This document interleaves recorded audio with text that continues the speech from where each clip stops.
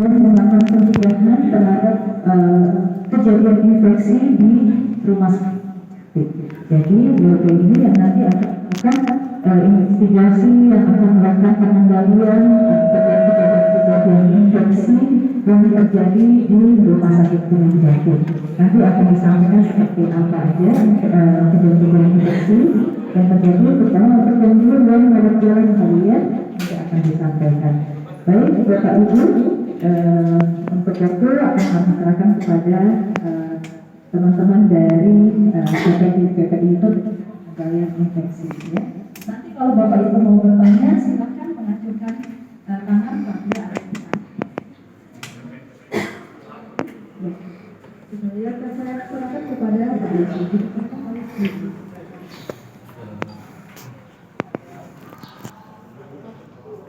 Terima kasih Bu Desi atas waktu dan kesempatannya. Selamat pagi Bu Bapak. Sambil menunggu pelayanan ya, kita dari Komite PPI pencegahan dan pengendalian infeksi. Jadi rumah sakit itu kan tempat orang sakit ya. Jadi itu banyak orang sakit, bisa saja kita tertular dari pasien ke kita yang sehat. Atau kita yang sehat nggak tahu kita bahwa kita itu terkena penyakit terus menularnya ke yang lain. Jadi di dalam rumah sakit itu resiko untuk tertularnya sakit itu besar. Makanya kita sering menganjurkan untuk yang mengantar pasien itu jangan terlalu banyak, satu ya, untuk pengunjung juga dibatasi, yang besuk ya. Karena apa? Karena rumah sakit itu tempatnya penyakit ya. Jadi bukan ya, kayak di mall gitu biasa jalan-jalan bebas, kita bisa kemana-mana ya. Kalau rumah sakit itu kan tempatnya orang sakit gitu ya. Jadi ya kalau mau besuk ya anak-anak kecil itu jangan dibawa dulu lah ya. Oke. Jadi hari ini itu adalah hari cuci tangan pakai sabun sedunia Bu. Jadi ini programnya dari WHO itu Badan Kesehatan Internasional ya. Jadi menganjurkan untuk hari ini itu sebenarnya harus pakai sabun ya Bu ya, nanti ada praktiknya, nanti kita menggunakan kayak artis gitu ya Bu ya, hand rub namanya ya. Jadi hari ini tuh hari cuci tangan pakai sabun sedunia. Jadi semua seluruh dunia itu sedang memperingati hari cuci tangan pakai sabun. Apa sih cuci tangan itu? Cuci tangan itu adalah proses membersihkan tangan dari kotoran. Kotoran apa aja Bu? Tidak mungkin tanah habis main, habis makan, kan kotornya biasa. Jadi kita harus cuci tangan. Cuci tangan itu ada 6 langkah. 6 langkah cuci tangan.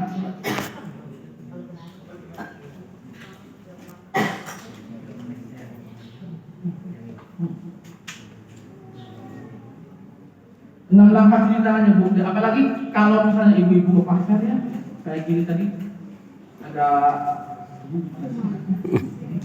cumi. Ada apa? Kita transaksi dengan uangnya Bu ya. Walaupun itu uangnya 100 ribuan tetap aja ya Bu ya. Dari tangan orang ke orang lain itu kan kita nggak tahu ya Bu ya. Ini di tangan kita itu banyak ya, namanya pada memang yang harus ada di situ. Ada memang kuman yang bawaan dari yang bikin sakit ya Bu ya.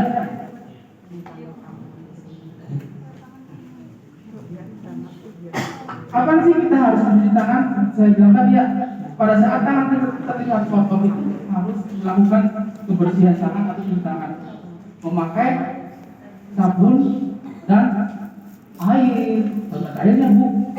Kalau cuma sabun aja kan nggak bisa ya, kecuali dia memakai hand sanitizer. Di sini banyak banget waktu penting yang dianjurkan untuk mencuci tangan, apalagi punya yang jadi bayi ya Bu. Nyebutin ya habis pipi habis buang air besar itu, kalau lupa langsung nyiapin kan resiko ya Bu ya. Jadi kasihan jadinya ya sesudah buang air besar. Nah, ada penelitian misalnya bahwa sebagian besar orang dewasa itu setelah dari kamar mandi buang air besar itu tidak mencuci tangan. udah aja dari luar, dari kamar dia udah langsung keluar gitu. Terus nanti tiba-tiba ngasih makan atau masak lagi kan. Jadi itu hal-hal yang kecil yang sering dilupakan. Sebelum dan sesudah memegang bayi, ya, ada bayi kecil itu harusnya cuci tangan. Banyak banget nih sudah mulai teropong selama menyiapkan makanan, setelah bersin dan patuh.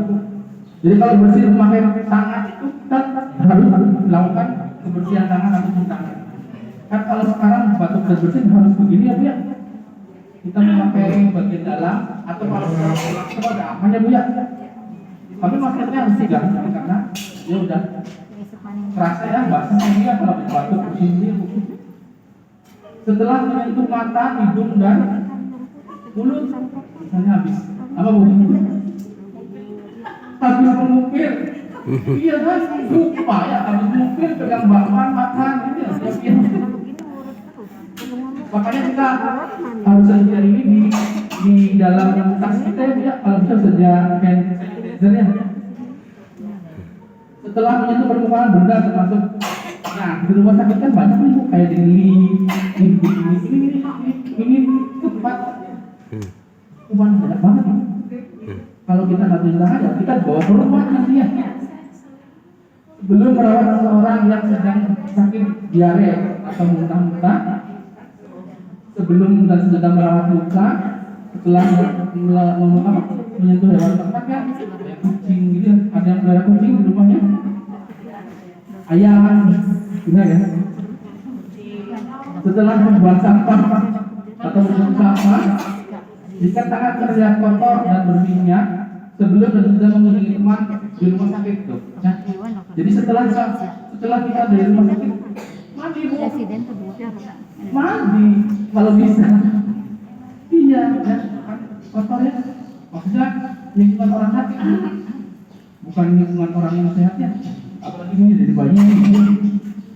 Sebelum masuk fasilitas umum sudahnya ya, ini udah dalam pintu ya. Jadi kalau kita bukan di rumah sakit aja Bu, di mall-mall gitu kan kadang-kadang kita megang fasilitas umum ya. Jadi kita harus melakukan kebersihan tangan.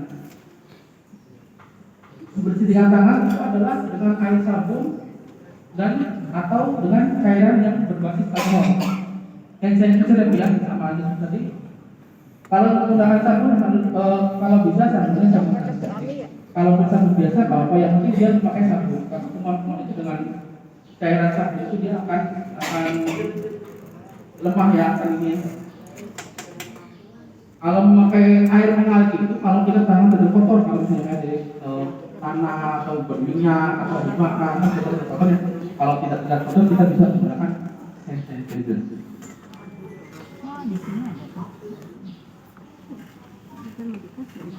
Tujuannya apa? Kebersihan tangan itu untuk mencegah virus dan kuman-kuman yang akan masuk atau menularkan orang lain ya Bu ya.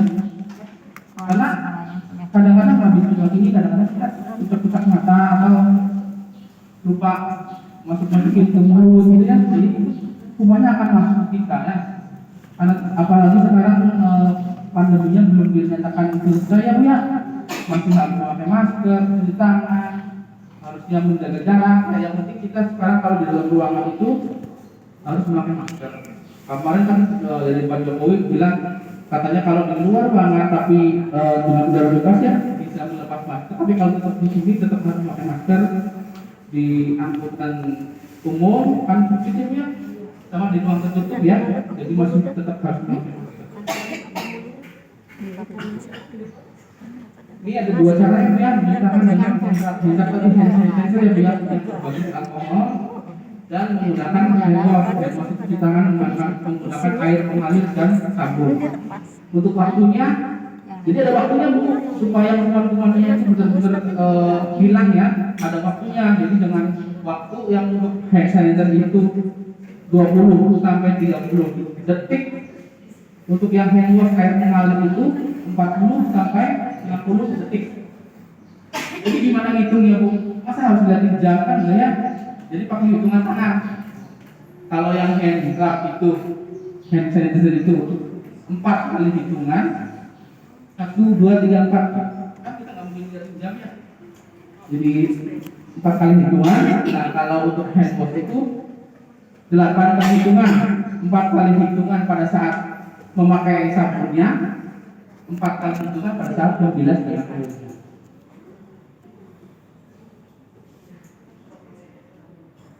Kuku dianjurkan tidak boleh panjang. Kalau umpannya harus seram. Ya kalau di rumah sakit kalau petugas kesehatan itu nggak boleh panjang ya Bu ya. Cuman kadang-kadang kan ibu-ibu ya ingin cantik kan ya, jadi kukunya panjang. Oh enggak ya Bu. Jadi kalau mau cuci tangan itu dilihat dulu kukunya panjang nggak, kotor nggak ya.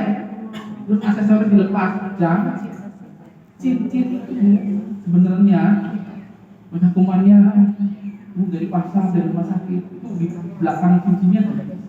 Makanya kalau mencuci tangan dilepas biar kena semua tuh dalam-dalamnya. Lengan panjang harus digulung supaya tidak basah ya. Gimana Bu? Ya ini untuk langkah-langkahnya ya Bu. Langkah-langkahnya yang pertama adalah telapak tangan gosok berulang-ulang berlawanan dengan arah jarum jam. Itu ada contohnya. Nanti kita praktek ya Bu. Ada yang praktek nanti boleh kita maju praktek. Untuk hand wash hitungnya tadi 8 kali hitungan, 4 kali hitungan pada saat memakai sabun, 4 kali hitungan pada saat membilas. Untuk hand rubnya atau hand sanitizer-nya 4 kali hitungan. Langkah pertama telapak tangan. Langkah yang kedua adalah punggung tangan kanan kiri digosok saling menjalin ya, jadi sampai ke sela-selanya Bu, sampai ke sela-sela jarinya ya. Langkah kedua tadi ya udah ini punggung tangan. Langkah ketiga gosok sela jari, sela-sela jari. Nanti ada Bu mengunci Bu, tenang Bu, jangan buru-buru. Yang keempat, nah mengunci telapak tangan berlawanan dengan jari-jari mengunci. 4. Yang kelima jempol, tuh jempol atau ibu jari. Yang keenam ujung jari ya digosokkan. Karena kan tadi belum kena tuh yang ujungnya, jadi sekarang kita gosokkan di ujung jari. Ada yang mau praktek ke depan? Enggak, boleh. Nanti praktek ke depan ya Bu ya. Nah, setelah cuci tangan itu, kalau untuk yang memakai keran itu harusnya ada tisu untuk melap tangan, terus untuk menutup keran. Lanjutin nih, jangan dilepas ya sampai selesai. Videoin terus sampai selesai. Cuci tangan pakai air mengalir, ada tisu, terus lapnya ke ya, air sini biar belakangnya ke belakang.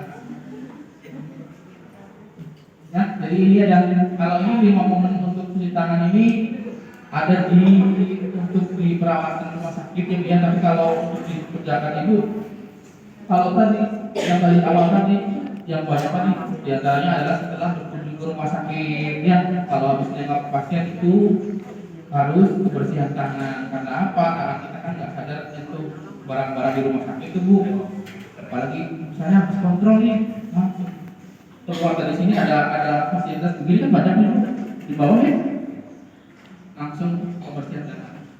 Langkah-langkahnya seperti tadi sama hand rub ataupun hand wash itu sama 6 langkah kebersihan tangan. Kita praktek sekarang ya. Ada yang mau masuk ke depan ya? Ini untuk ketika batuk saya bilang tadi kalau batuk memakai masker ya udah aman ya. Kalau tidak memakai masker kita harus memakai tisu atau ditutup dengan setelahnya jangan lupa kebersihan tangan lagi ya. Tisunya dibuang, jangan dimasukin ke dalam tas. YouTube-nya siapa Pak? YouTube-nya siapa? Sehari kan ada tinggal kirim. Ya, Habis ini ya, untuk kasih judul ini. Ada yang boleh mau praktek? Mas mau praktek enggak? Ya, boleh. Kita akan dipraktekkan oleh Mas Abdul Syukur. Bisa dilihat tadi ada yang kasih ingat tidak berapa langkah? Nah, 6 langkah. Apa aja Ibu? Yang pertama adalah telapak tangan, terus punggung tangan, terus selang jari, terus mengunci, terus jempol, terus ujung jari. Silakan Mas Dulu. Ya, bismillah. Ini bermanfaat untuk semuanya ya. Sekarang juga anak SD sudah diajari. Jadi ibu-ibu juga nanti harus bisa, jangan anaknya saja seperti saya. Ini dari WHO, jadi seluruh dunia sudah memakai teknik cuci tangan yang seperti ini. Kenapa? Biar lebih maksimal dalam membersihkan tangan-tangan kita ya. Nah, ya, yang pertama tadi kalau misalnya di rumah pakai sabun ya, apa namanya, 4 kali begini ya, sampai dengan selesai tadi sampai ujung jarinya pakai sabun, kemudian pas dibilasinya ya begini lagi biar lebih maksimal ya. Tapi misalnya ibu berada di rumah sakit ya, kan suka ada ini ya, ada hair wrap ya, berbasis alkohol nih ya, cukup 4 kali saja hitungannya ya, 1, 2, 3, 4, kemudian punggung jari 1, 2, 3, 4, punggung jari 1 lagi 1, 2, 3, 4, kemudian sela-sela jari 1, 2, 3, 4, kemudian dikunci 1, 2, 3, 4, kemudian belakangnya 1, 2, 3, 4, tangan juga sebelahnya 1, 2, 3, 4, kemudian ujung jari 1, 2, 3, 4,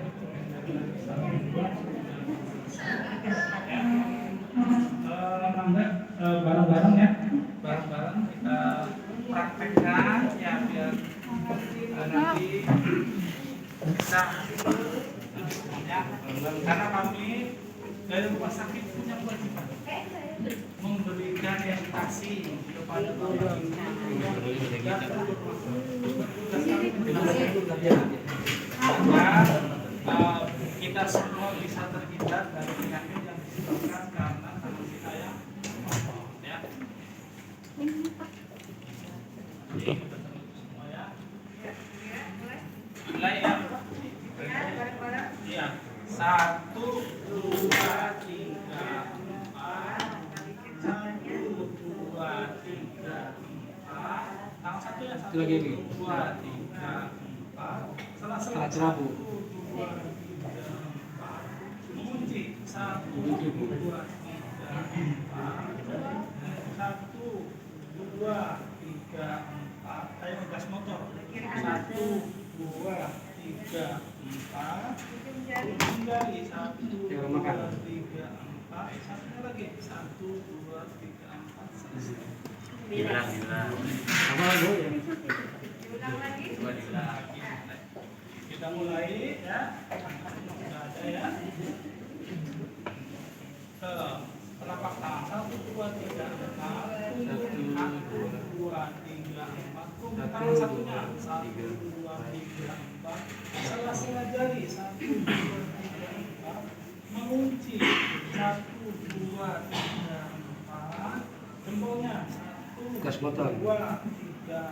4.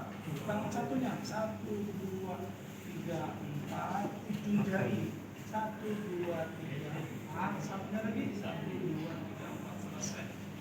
Terima kasih. Aman. Iya, sip.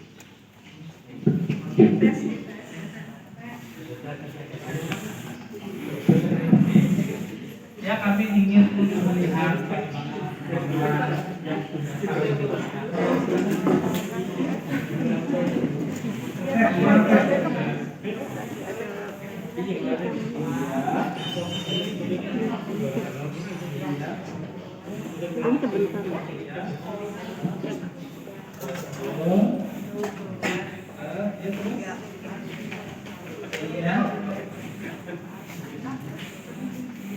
bisa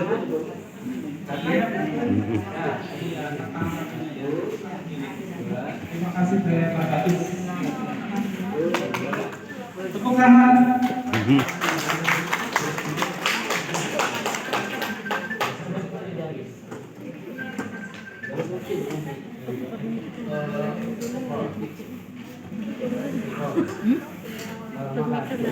Jadi minta ibu bapak kalau kita diajarin tapi tidak dilaksanakan sama ibunya semuanya kayak ilmu dikasih tapi kok nggak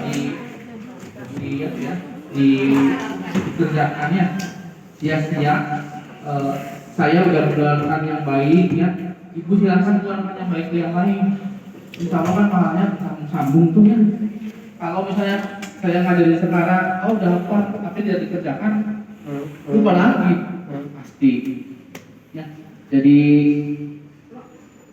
untuk dikerjakan atau dibudayakan bahwa cuci tangan dan cuci tangan memakai sabun itu perlu, penting dan harus, apalagi di masa pandemi seperti ini, apalagi ibu bapak semua sekarang di lingkungan rumah sakit terutama ya. Itu resiko tertularnya besar karena kita di lingkungan rumah sakit banyak sekali kuman-kuman yang kita nggak tahu. Kalau dengan cuci tangan memakai sabun dan air mengalir, insya Allah mudah-mudahan bisa dikurangi ya itunya jumlah kasus seperti itu.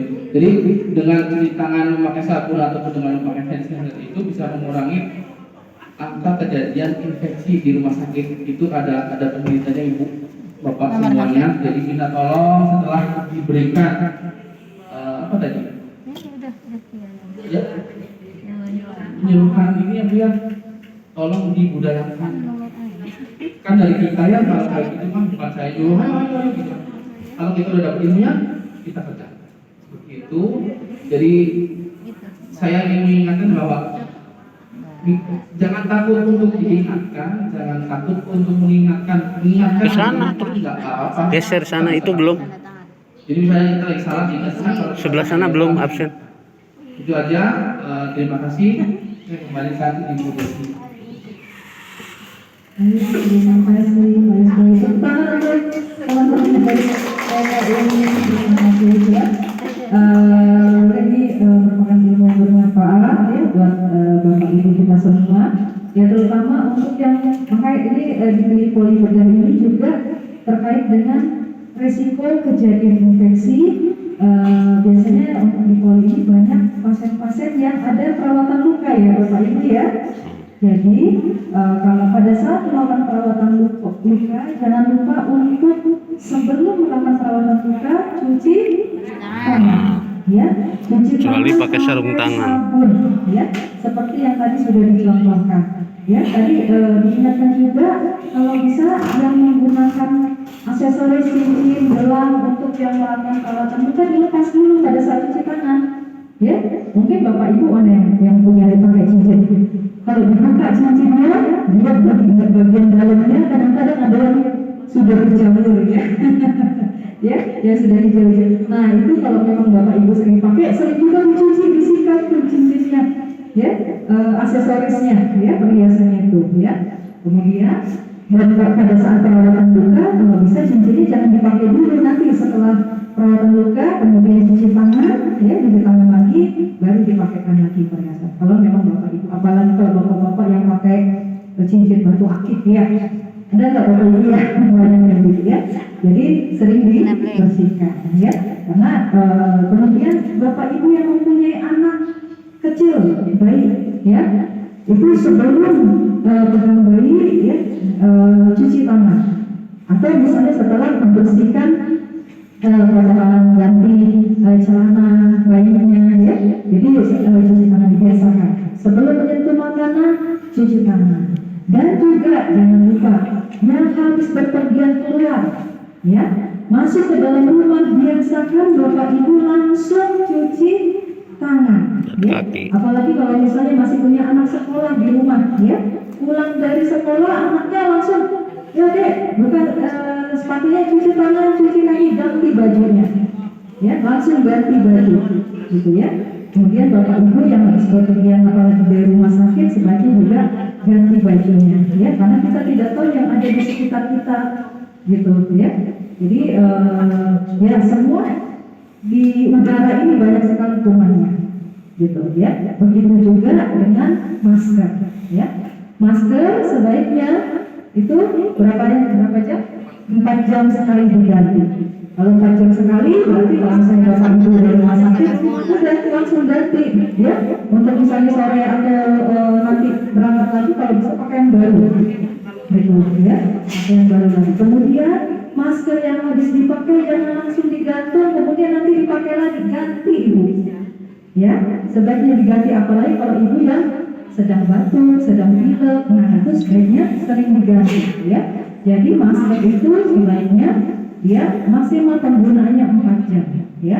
Kalau masker yang dia yang menggunakan masker kain yang ada di rumah itu harus sekali pakai, kemudian diganti, ambil yang baru kalau untuk dipakai lagi gitu ya. Itu Bapak Ibu ya.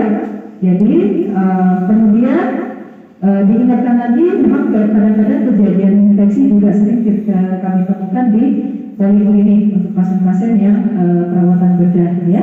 Jadi Bapak Ibu juga kalau misalnya sambil dilihat apakah ada tanda-tanda infeksi pada area luka, apa aja Bapak Ibu? Kalau di area luka tanda-tanda infeksinya apa?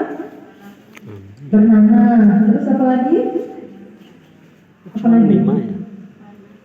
Tanda-tanda awalnya apa? Kemerahan, ya. Kemudian Buasinya kan udah. apa? Nyeri dan keluar